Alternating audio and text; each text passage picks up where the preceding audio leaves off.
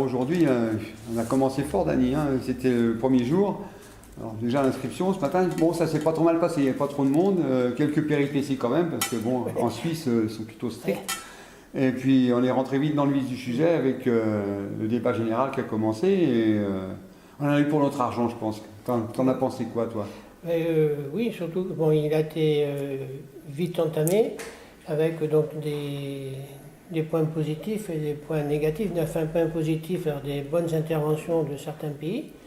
Et surtout, après, on a eu des interventions par des groupes, comme les groupes des non-alignés, le groupe des pays du Nord, les groupes arabes, les pays arabes. Et donc, quand je dis des points positifs, par exemple, l'intervention du Vatican, ouais, qui a été vraiment très positive, de la Chine aussi, qui, malgré qu'il soit dans le P5, il a eu une position positive. Finalement, on a retrouvé des choses attendues en fait, parce qu'on a parmi les groupes, il y avait ceux qui sont sous le parapluie nucléaire, qui ont eu un discours, ceux qui avaient été partenaires du TIAN et qui étaient, moi j'ai trouvé par exemple le Venezuela plutôt presque virulent en disant voilà, le TIAN existe, c'est un vrai traité, il faut s'en servir. Et puis on a trouvé des gens très négatifs. Alors, bon, c'est sûr, alors ceux le P5, ils n'ont pas été de main morte. Hein. La France avec la Corée, les Américains qui ont ressorti l'argent, la Syrie. Oui, mais alors effectivement la Chine, une diplomatie agréable à entendre puisque eux ont mesuré que ce qui se passait en Corée, bah, finalement c'était une détente et qu'il y avait peut-être des choses à faire. Et ils ont rien dit. C'est vrai qu'ils ont rappelé comment la Chine avait commencé à prendre des engagements vis-à-vis du reste du monde en s'interdisant de la frappe en premier, en s'interdisant d'utiliser la bombe sur des pays qui n'avaient pas l'arme nucléaire.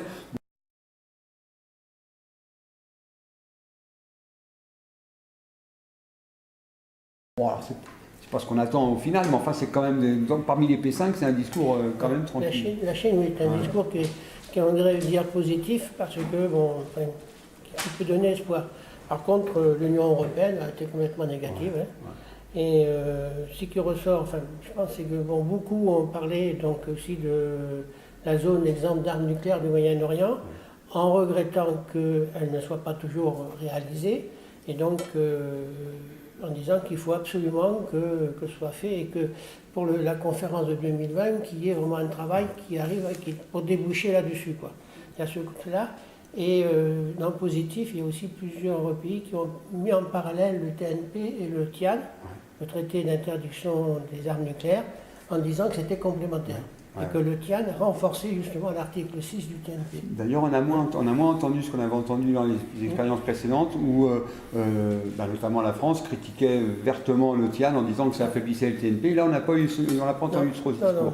Par contre, la question de la ZEN au Moyen-Orient risque d'être importante.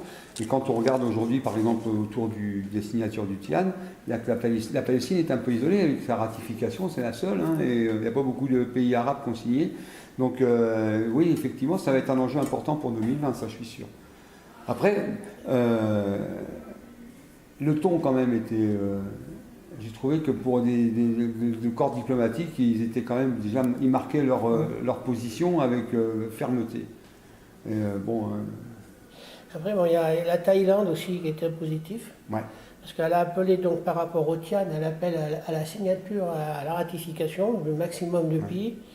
Et l'autre point aussi qui ressort, c'est par rapport au TIS, c'est-à-dire au traité d'interdiction complète des essais, où beaucoup sont revenus et, si j'ai bien entendu, il manque la ratification de 8 pays pour qu'il soit applicable. Ouais. Et donc, beaucoup ont appelé à ce que ces 8 pays ratifient le traité pour qu'il soit applicable. Parce qu'on dit que si ce traité il rentre en application, ça renforce le TNP et ça éviterait toutes les déboires qu'on a eues avec la RDC, etc. Donc, et ce qui est intéressant, c'est les interventions notamment de la Thaïlande.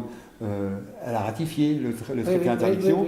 Et par rapport au TIS, la Chine a pris, je crois qu'ils ont inauguré plusieurs stations de sismographes l'année dernière pour justement contrôler les essais nucléaires.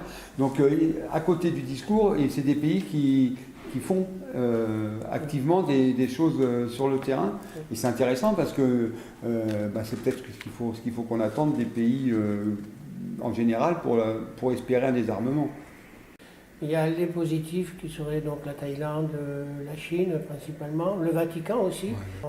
Après, je ne sais pas qu'est-ce que tu en penses, il y en a d'autres un peu, peut-être le Costa Rica. Ouais, c'est sûr que finalement, avec le recul, il y avait pas mal de pays qui étaient qu'on fait des discours plutôt sympas, quoi. Moi j'ai retenu Cuba, tu as évoqué la paix avec pas mal d'emphase.